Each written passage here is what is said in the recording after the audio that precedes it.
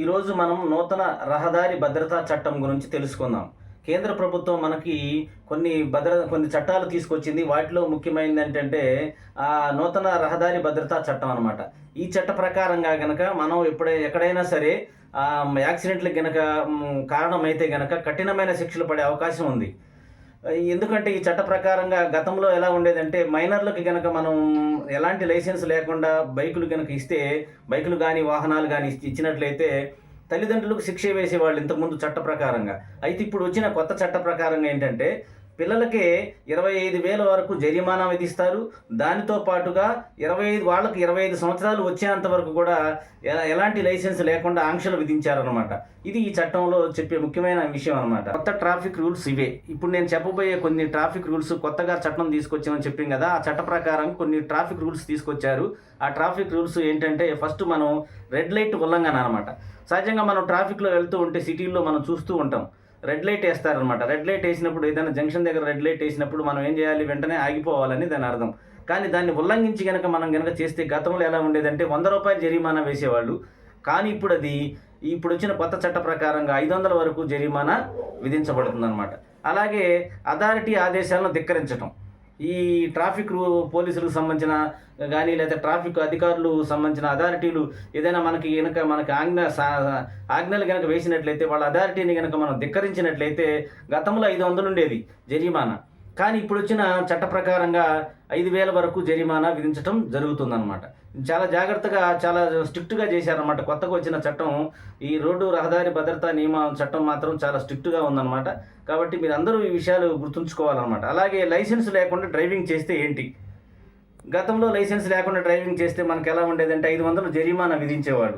కానీ ఇప్పుడు ఎలా ఉండేదంటే 5,000 వరకు జరిమానా విధిస్తారనమాట.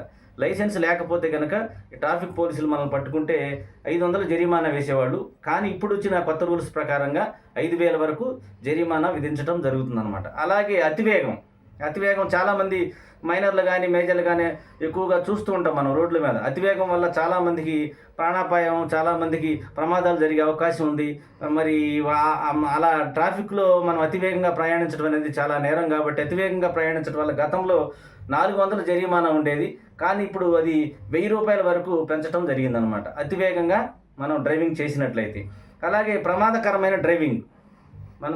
కొంతమంది ర్యాష్గా డ్రైవింగ్ చేస్తుంటారు.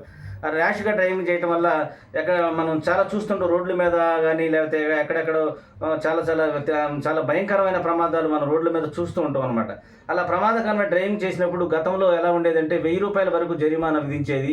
కానీ ఇప్పుడున్న పరిస్థితులు బట్టి అది 5,000 వరకు, ఇప్పుడున్న కొత్త చట్టం ప్రకారంగా 5,000 వరకు జరిమానా విధించడం జరుగుతుందన్నమాట.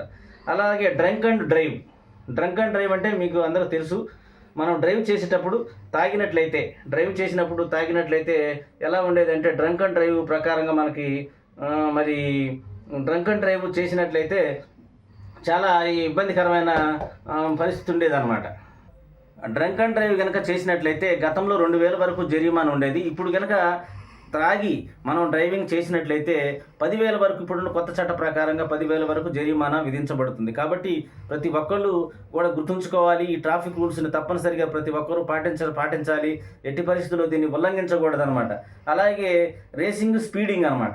స్పీడ్ ఎక్కువగా అంటే డ్రైవింగ్ చేసేటప్పుడు చాలామంది మన అంటే పందాల్లో కనుక మనం ఎలా స్పీడ్గా వెళ్తామో అలా డ్రైవ్ చేస్తుంటారు. రోడ్ల మీదకి వెళ్ళినప్పుడు కొంతమంది సింహం కనుక జూలు విదిల్చినట్టు స్పీడ్గా వెళ్ళిపోతూ ఉంటారు.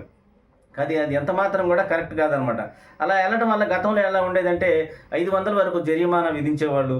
కానీ ఇప్పుడు వచ్చేసరికి 4,500 నుంచి 5,000 వరకు జరిమానా విధించడం జరుగుతుందన్నమాట. కాబట్టి ర్యాష్గా డ్రైవింగ్ చేయటం వల్ల ఆ విధంగా 5,000 వరకు జరిమానా విధించడం జరుగుతుందన్నమాట. తర్వాత మనం చూసుకున్నట్లయితే చాలామంది హెల్మెట్ పెట్టుకోవడం వల్ల చాలా ప్రాణాలకి ప్రమాదం లేకుండా చాలా జాగ్రత్తగా ఉండొచ్చు అనమాట. హెల్మెట్ అనేది మనకు ట్రాఫిక్ రూల్స్ ప్రకారంగా చూసుకున్నట్లయితే హెల్మెట్ తప్పనిసరిగా ప్రతి ఒక్కళ్ళు వాడాలి. కానీ కొంతమంది నెగ్లెక్ట్గా హెల్మెట్ లేకుండా వెళ్తూ ఉంటారనమాట. అలా హెల్మెట్ లేకుండా వెళ్తే గతంలో మనకు ₹100 వరకు జరిమానా విధించేవాళ్ళు. ట్రాఫిక్ పోలీసులు మనకి అధికారులు, ట్రాఫిక్ అధికారులు మనకు రూ. 100 వరకు జరిమానా విధించేవాళ్ళు. ఇప్పుడున్న కొత్త నిబంధనల ప్రకారంగా మనం గనక హెల్మెట్ గనక పెట్టుకోకపోతే రూ. 1000 వరకు జరిమానా విధించడం జరుగుతుంది.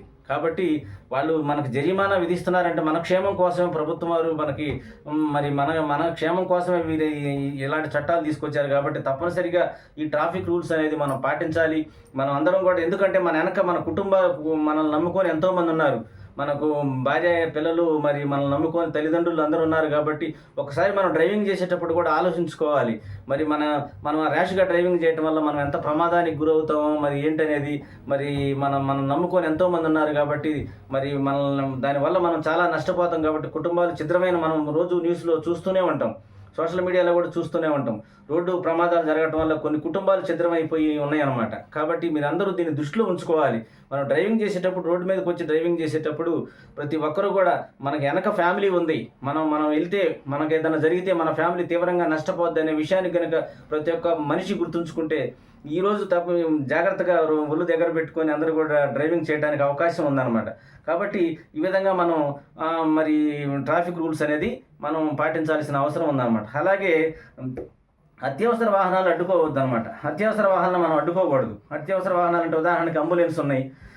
అంటే మరి అంబులెన్స్ ఇట్లాంటి సర్వీసులు ఉన్నాయి, అత్యవసర సర్వీసులు అనమాట.